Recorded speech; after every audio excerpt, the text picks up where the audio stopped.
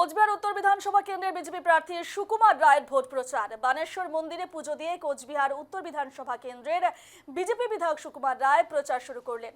সুকুমার রায়ের সঙ্গে ছিলেন বিজেপির কর্মীরা। দীর্ঘক্ষণ সময় বিজেপি প্রার্থীকে দেখা গেছে পুজো দিতে। কোচবিহার উত্তর বিধানসভা কেন্দ্রের মধ্যে এই বানেশ্বর মন্দিরটি ঐতিহ্যপূর্ণ। মন্দিরে পুজোর পর ভক্তদের মধ্যে প্রসাদ বিতরণ করেন প্রার্থী। এরপর বানেশ্বর বাজার এলাকায় ভোট প্রচার করতে দেখা যায় প্রার্থীকে।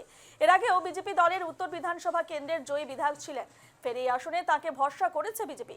তার সঙ্গে কথা বললেন আমাদের প্রতিনিধি।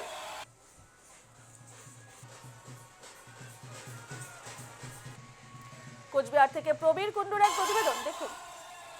কোচবিহারের উত্তর বিধানসভা কেন্দ্রে একদিকে যেরকম বিজেপি প্রার্থীর নাম ঘোষণা হয়ে গেছে, অন্যদিকে তৃণমূল কংগ্রেসের প্রার্থীর নামও ঘোষণা হয়ে গেছে। বিজেপির প্রার্থী হিসেবে দল ফের একবার প্রার্থী করেছে বিজেপির এই উত্তর বিধানসভা কেন্দ্রের যিনি বিধায়ক ছিলেন সুকুমার রায় তাকেই। অন্যদিকে তৃণমূল কংগ্রেসের প্রাক্তন সাংসদ পার্থপ্রতিম রায়কে উত্তর বিধানসভা কেন্দ্রের তৃণমূল কংগ্রেস প্রার্থী হিসেবে নাম চূড়ান্ত করা হয়েছে।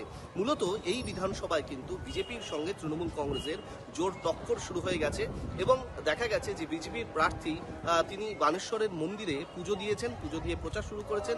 অন্যদিকে তৃণমূল কংগ্রেসের প্রার্থীও প্রচার শুরু করেছেন।